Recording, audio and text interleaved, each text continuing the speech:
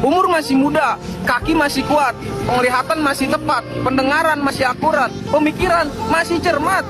Jangan jadi pemalas, kita harus bekerja keras. Kalau bisa harus melampaui batas. Masalah hasil dan rezeki, serahin sama yang di atas. Itu baru namanya laki-laki berkelas. Lu harus percaya sama gue, Mas. Tuhan akan memberikan rezekinya kepada orang yang pas dengan kadar yang pantas. Selama masih bernapas, kita harus semangat untuk mencari butiran beras. Kita laki-laki mental baja kok, bukan mental kapas.